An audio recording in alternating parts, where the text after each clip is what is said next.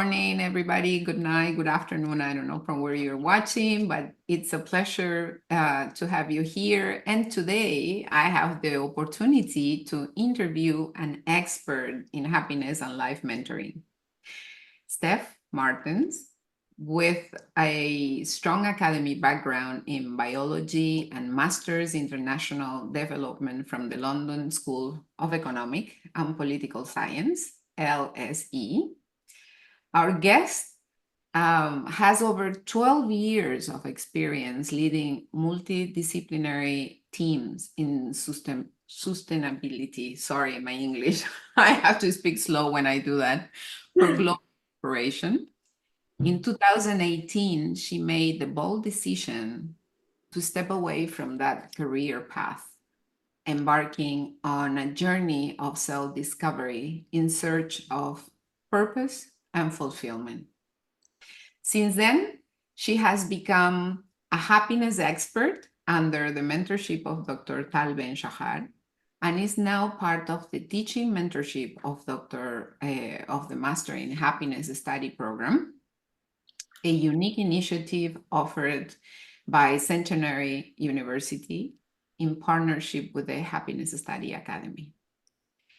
She currently devotes her time to guide individuals and organizations to discover their purpose, leverage their talents, and maximize their happiness.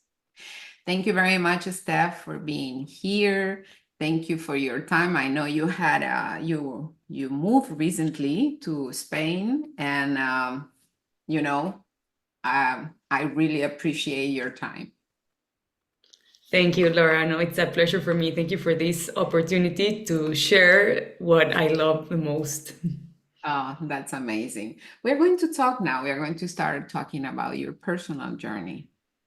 After over 12 years in the sustainability field, what prompted you to make the decision to leave your career and embark on a journey of self-discovery? How would you describe that experience of getting to know the world?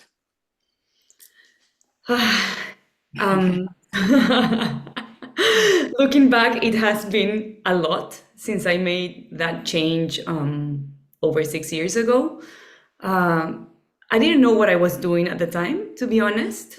It's easy now to connect the dots and realize I was burned out and I wasn't really following my path. So an opportunity arose for me to go to Bali and manage a yoga studio. And without really giving it much thought, it was more visceral, I think, decision. Yes. I said, okay, I'm just gonna go. Like, I felt physically drained, even though my job was beautiful, because in the sustainability field, I did have the opportunity to make and to create amazing projects. I had a beautiful team. The girls that worked with me are brilliant professionals. So we were able to start these projects that I know changed the life of many, many people.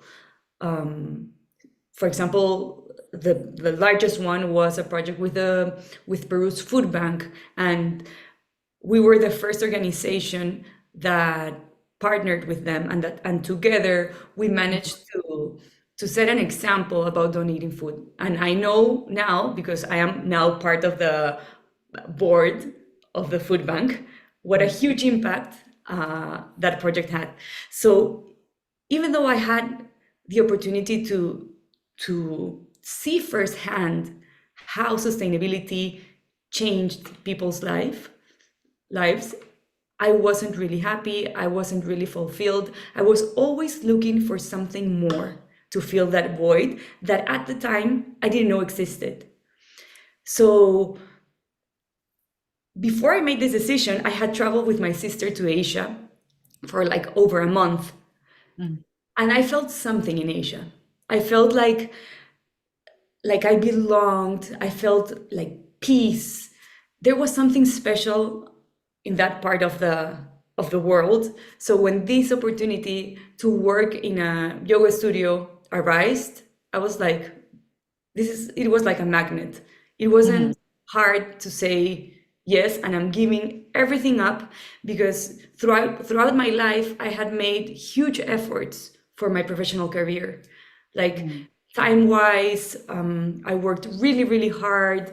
I did a master's in London, which was very expensive, and I paid for it in a long time. Yeah.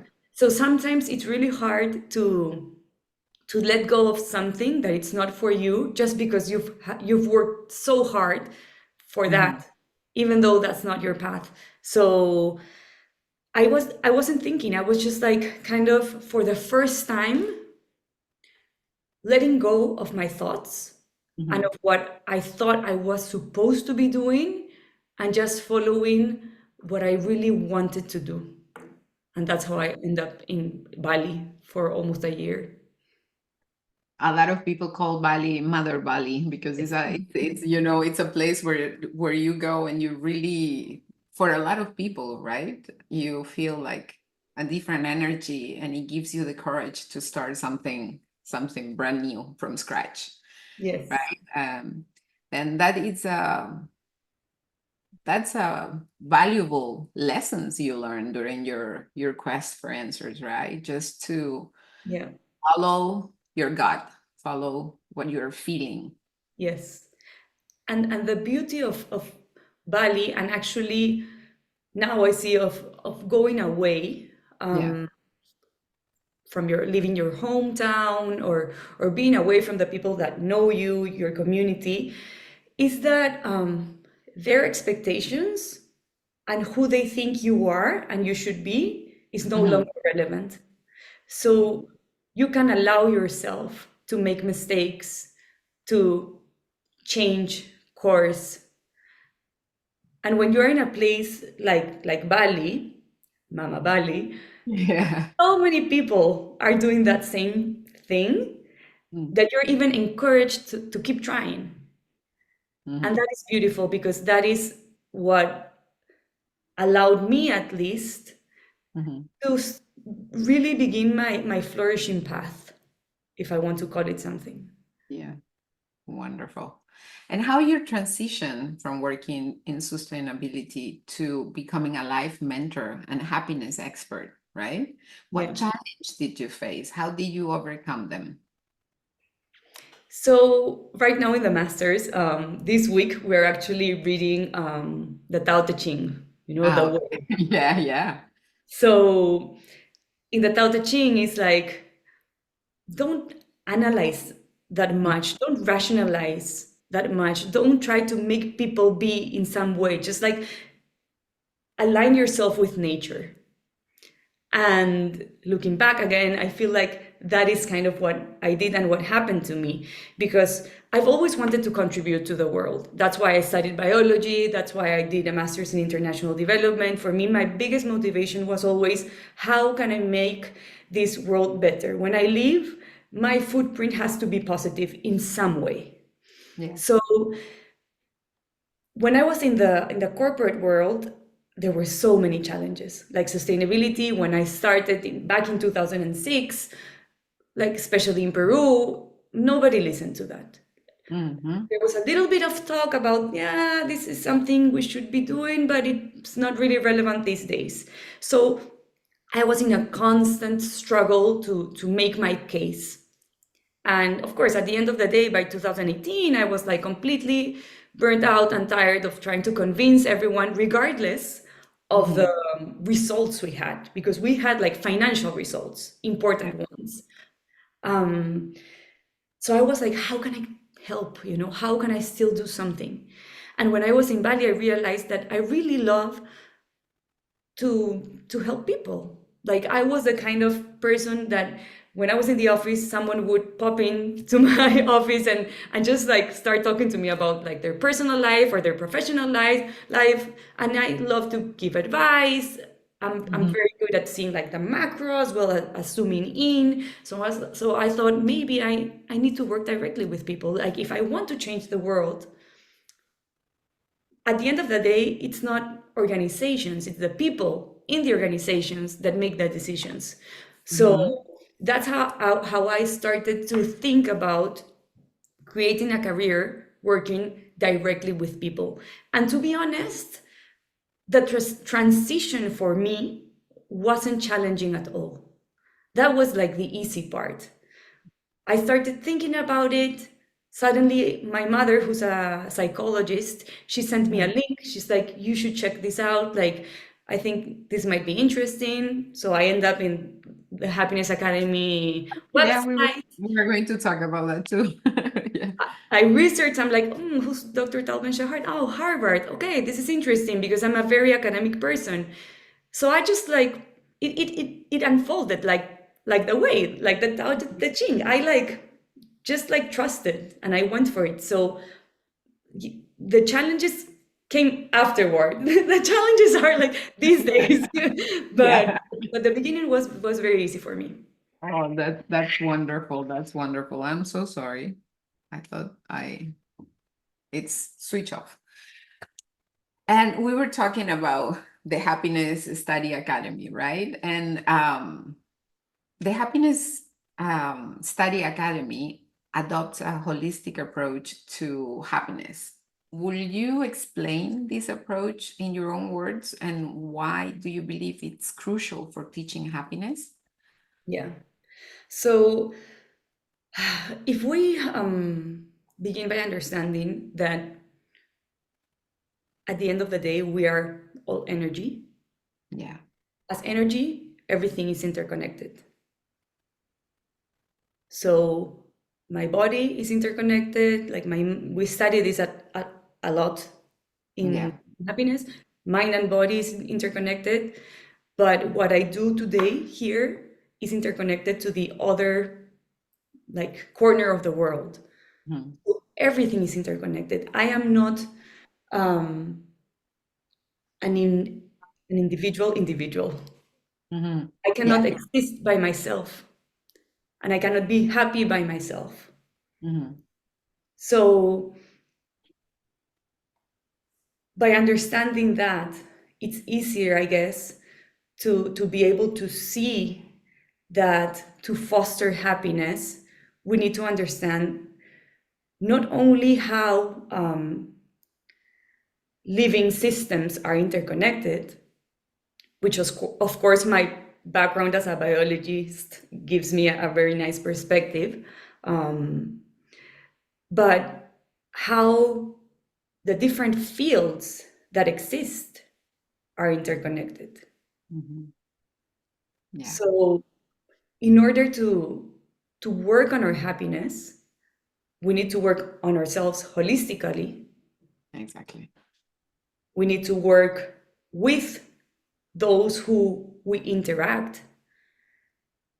And it's much easier also if we understand happiness from different perspectives. So what the science of happiness gives you also are like different platforms from where you can like stand and look into happiness. If you're passionate about film, you can understand happiness through beautiful movies or maybe tough movies, but that gives you a lens towards happiness, or through reading a book, or you can understand happiness in a more pragmatic way, maybe through economics and Mhm. KPIs, or through neuroscience and what are the neurotransmitters that your body emits. So you can, so it's both ways. You need to work on your happiness in this holistic way, understanding that what you do impacts everything and that everything impacts yourself. And at the Mhm. same time, you can see it and learn from all these different fields. Yeah. It's amazing. I am an Ayurveda instructor. And Ayurveda, that's one thing that always talk about that we are not separated. It's the duality, right? That a lot of people saying that everything is out there, that we are separate beings, and Ayurveda always says that the macrocosmo it's inside the microcosmo too, right? Yeah. And that the tree, for example, the example of the tree that They emit, they give us oxygen, and we give them the dioxide, Carbon. carbon yeah, to for them, because they need that to live. Then we are like a perfect match, and that tells us that we are part of that too. And Yeah. it's amazing, and it's what I also like about the happiness study, because it's a holistic approach.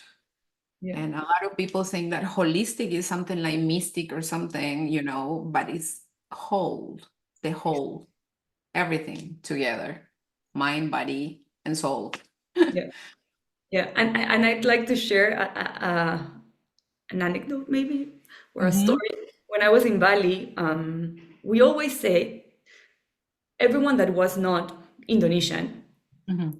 especially Westerners who came to Bali, we would always say that we were able to be there and to heal because a lot of people, especially if you go to Ubud, go there to heal whether they know it or not. Yeah, Something. exactly. And we used to say or recognize that we were able to do that because the Balinese were constantly kind of like cleaning the energy.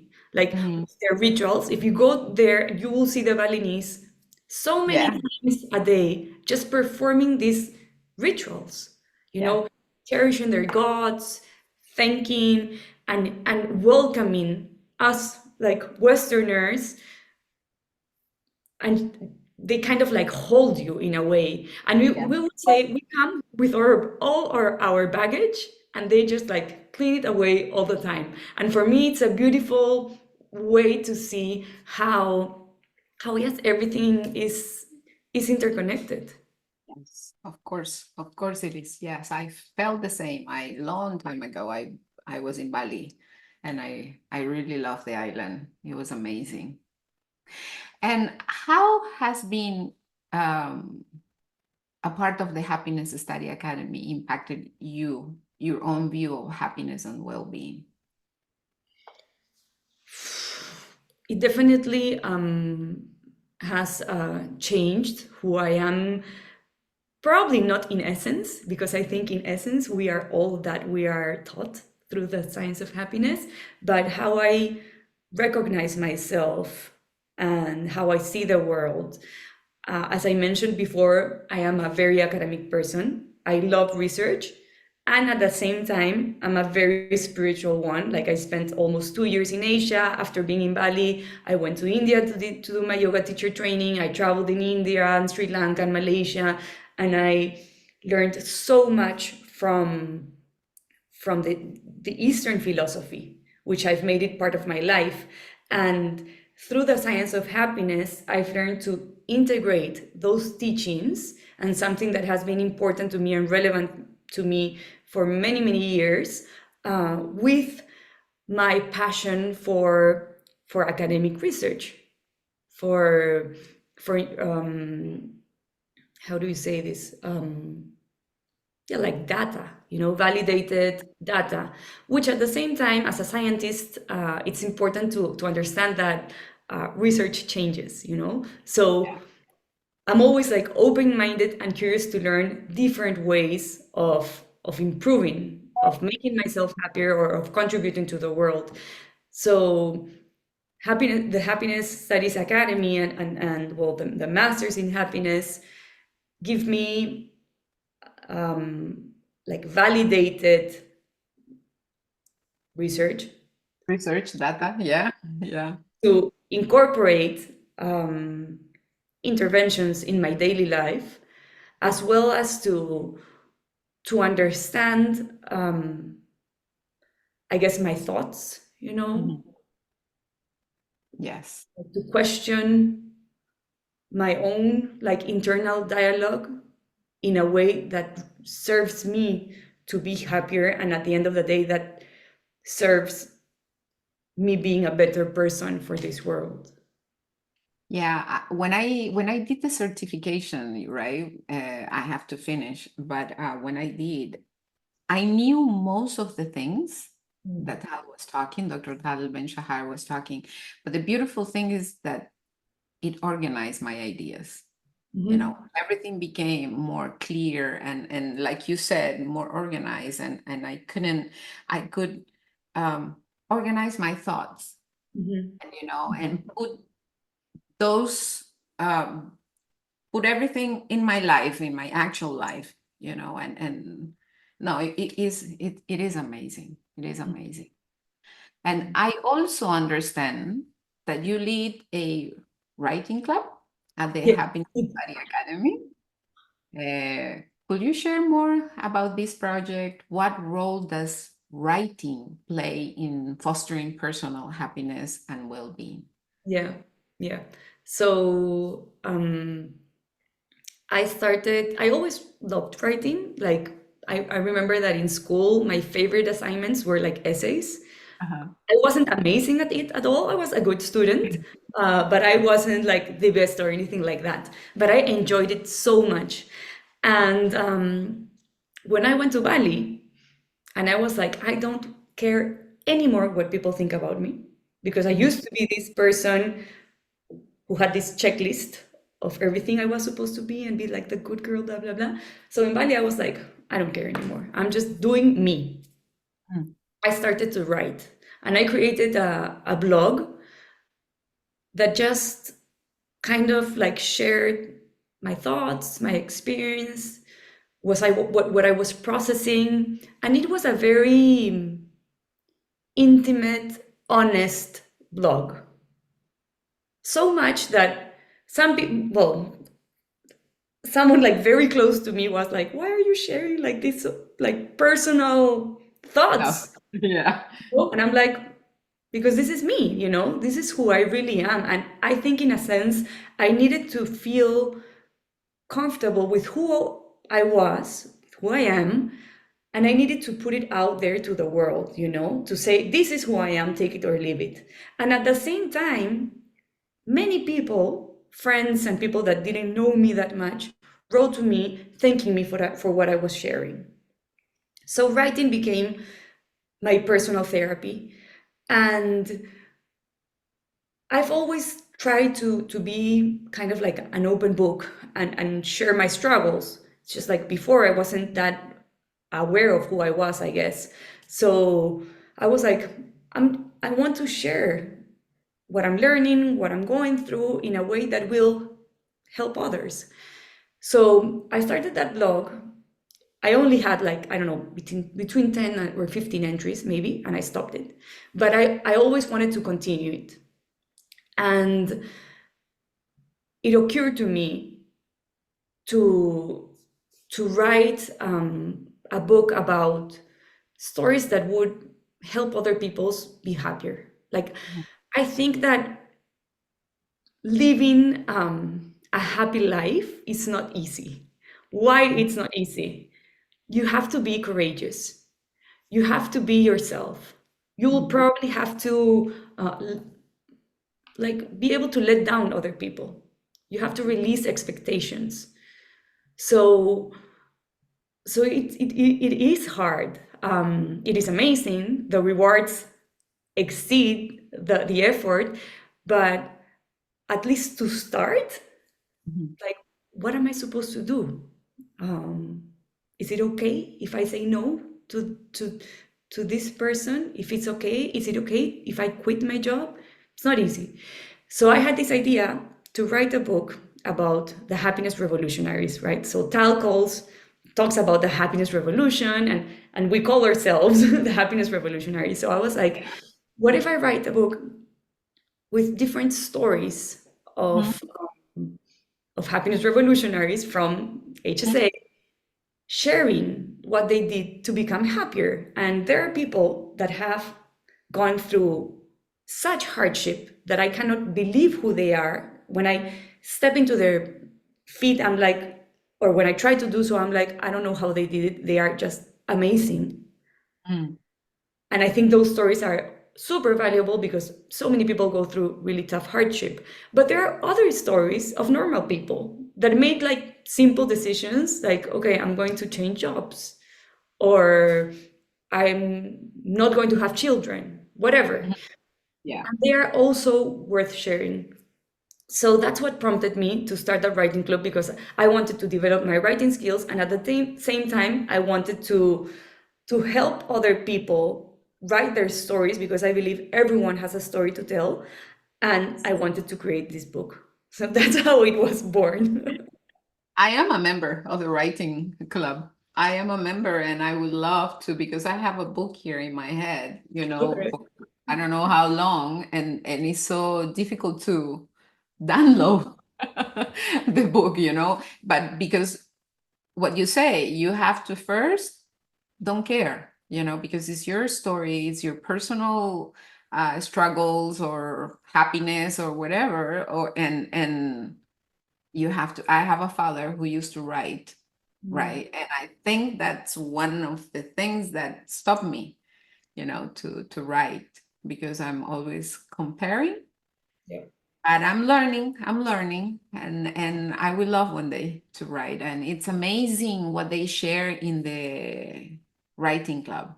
It is amazing all the tips and everything that the members share. It's very, very nice. Yeah. And Steph, how do you personally define happiness? And how does your definition align with the one taught at HSA?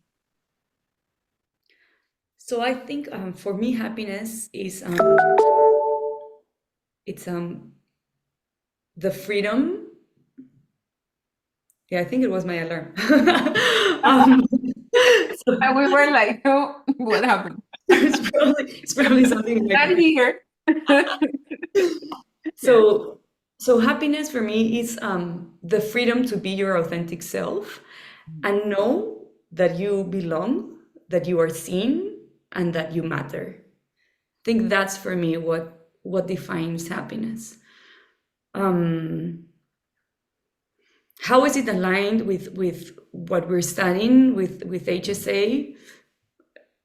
It's very much aligned with HSA, because we are we are taught a lot about, introspection. You need to know who you are, and and we were discussing before how it has a holistic approach. So we are part of everything. We belong to everything and to everyone, but a lot of people lose that sense of both of self and of belonging. So so yeah, I think it's very much aligned to it. I must say it's very much inspired also by, one of my favorite authors, who's like Brené Brown. Um, Oh, yeah, she's amazing. She's amazing. And Steph, as a life mentor, how do you help others integrate happiness and well-being into their daily lives? And can you share like a specific success story that stands out? yeah, so, um, I'm very passionate about life purpose and like meaning. So usually, like, I do either one-on-one sessions, I do programs, I do workshops, and I have this, one-on-one special program called like Deep Dive, where we go into the life purpose. So I use usually most of, I have like this booklet of like interventions Mhm. from HSA, and that I love to make my practice my own. So I'm constantly studying different techniques also. So I'm growing my own like repertoire of interventions, because I talk a lot about, having your happiness kit. So you see, like my social media, I'm always like hashtag like kit de felicidad, happiness kit, because Okay. the same way someone has their toolkit in their house for like to maintain their house, but also when there's an emergency, you have to have your happiness kit to maintain your happiness, and also when there's an emergency and you need it, right? So you need to understand what are the tools that you have, and how they work for you, like journaling or exercise or breathing or connecting with people, nutrition, etc., etc. So I bring all these tools, to my practice. but specifically, I developed this program about connecting with your life purpose. And for me, it has been also a learning process. I had 3 versions of it, and I kept like modifying it and improving it. And I want to launch it once again with like giving it a twist, which is beautiful. Like the idea is for the participants to connect with their purpose, and hopefully, if they like have the courage and they feel like they need to switch careers or launch something new, they get to do it. And I've had a few that have done it. Like one of them she wanted to be a career coach for adolescents, for kids just like finishing school. So she finally, like after a few months, like when she finished the program, she's like, okay, finally I dare to do it, and she now does that. And I also do this in this one-on-one program where we get together for like a few hours and we just like peel like what's beneath that person.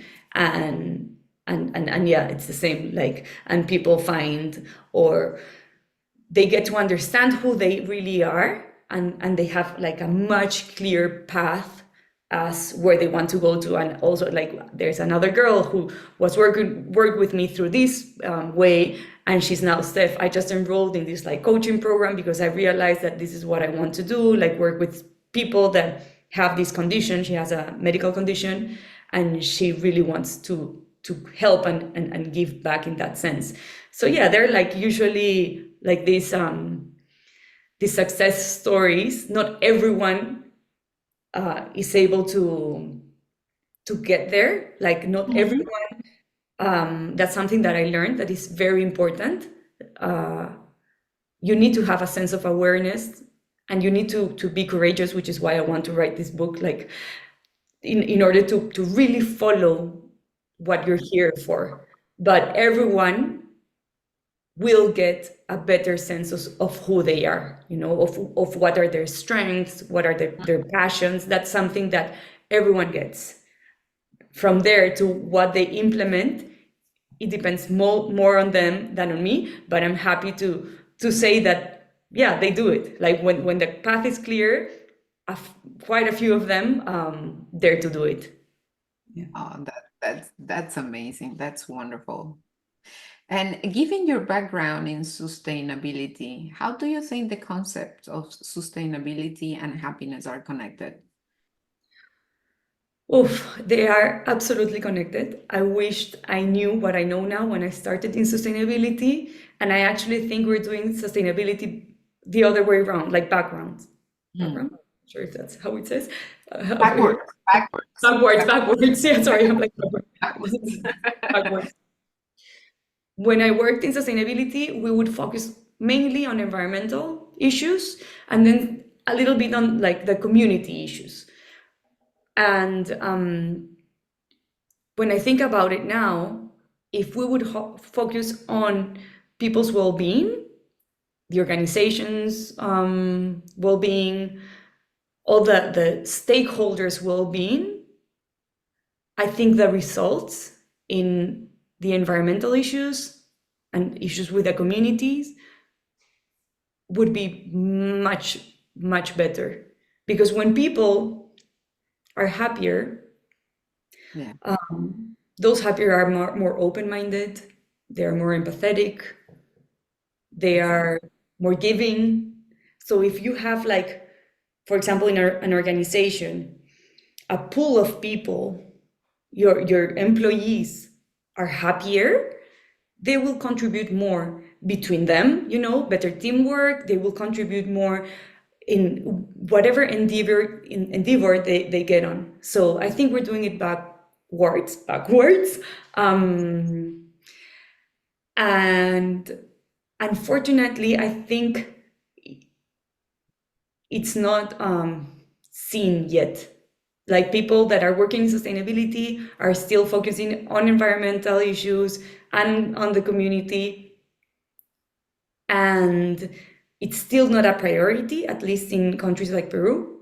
And I'm pretty sure that if it were the other way around, uh, it would like working towards a more sustainable world would be like something that naturally would happen, like if you work with the work towards the happiness of people. Of people, exactly. Yeah, because it's people who needs to change. It's inside, not outside. It's inside that has to change. And what are your next steps or goal in your journey as a happiness expert and life mentor? Are there any upcoming projects or initiative you're particularly excited about? Well, definitely the book. So right now we are on a state where at first I was going to write the book myself and I was going to interview the people, the revolutionaries. But then I thought I want their voice to be heard. So I started this process where they are like sending me their stories, and depending on the stories that I get, I'm going to choose between 10 and 15, and from that I'm going to write this book with them, with the co-writers. So that's something that excites me a lot because I'm sure many more things will come out of that. I know the HSA staff, Tal, like they're very excited about this project. So that's something that energizes me. And well, I hope to be able to keep doing workshops and speaking and writing, which are my passions. Like writing and like public speaking are my passions for sure. And I'm working in another project. It's still like in diapers. We say that in Spanish. I'm not sure if in English. It's still in diapers. Diaper, Um, pañales. yeah. Spanish. But I want to create something that help democratize access to happiness tools and information, because if we're being real, all these it's for people that have like more resources, Yes, like yes, studying about happiness. If you want to get a coach or go to therapy or anything that has to do with like mental health or well-being is expensive. yes. And also most of the latest discoveries and research is in English. So I want to work, I have these ideas to help bring this, especially to Latin America, and at Mhm. least bringing it a step like, you know, further, so that it's not only for the privileged ones, but also more people can have access to all this information. And we can start with the youngest one. That is Yeah, so important. yeah, So important with the young ones, at schools. yeah. And that will be an amazing project.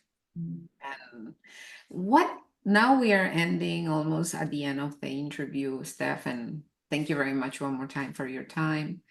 But what advice would you give to someone who is considering a similar path, like leaving behind a corporate career, right, to pursue a more purpose-driven, fulfilling life?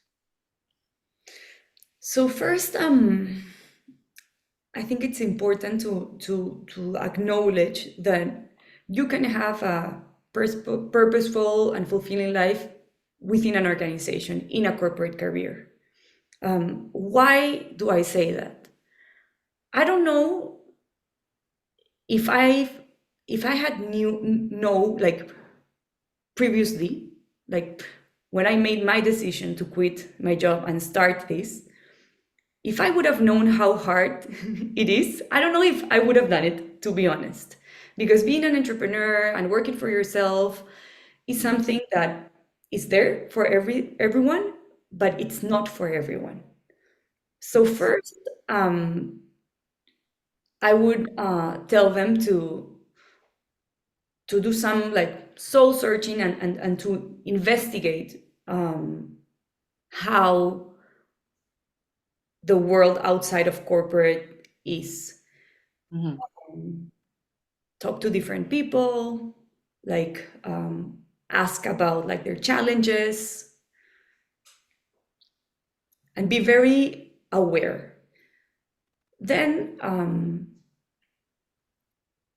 I see two paths. So I was telling you about, for example, the programs that I have regarding life purpose.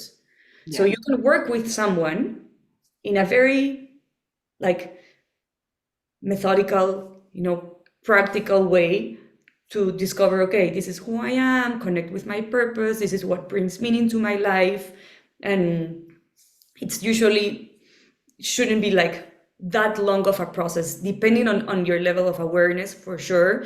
But it's a very practical way to understand like what are your gifts, because at the end of the day, like I believe, and my work stems from my belief that we all have like gifts to put in service to the world. Like I like to say, no one is special, but everyone is unique, and Yes. discovering that uniqueness is your superpower. Yeah. So you can do it with someone, you can do it the way I did it, which I don't know if I recommend it because that is a longer process for sure. And that was more about connecting to my intuition. Yeah. Because that's like your purpose, which is something that might change along the way. Not that many times. If it's changing constantly, then you're not really like connected. It's because it usually lasts for a while, depending on like what stage of your life maybe you're at. Some people have like one big purpose and that's it. Um, but your purpose usually is something that's constantly whispering to you. It's not a big shout. Mm. So you need to be able to cool down, calm your mind, and those voices that are telling you maybe you should do this or maybe you should try that, like listen Yeah. to them and try them. Like only when you actually um, act, you can Mhm. like make them real, or you can like visualize them. So so you can search with a professional, or you can do it yourself and start listening to those voices and start like trying out different things.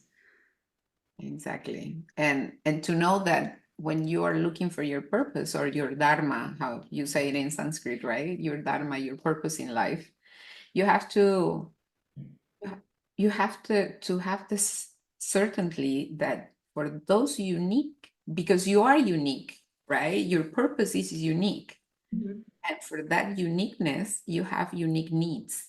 Then you are able to help in the world with your gift, right? And it's amazing. It's amazing. But we can stay here for hours, Steph. I can stay here for hours talking with you, but I know you have your time, and I really thank you for your time one more time, and thank you very much for this wonderful interview. Thank Thank you for this space. I loved your questions, and I hope many people listen to this because I 100% believe that the more people learn about the science of happiness and the more people know it's out there and there are resources they can use, the better the world will be for everyone. So thank you. you. Yes, it is like that. Thank you, Steph. Namaste. Thank you. Have a great day. Bye.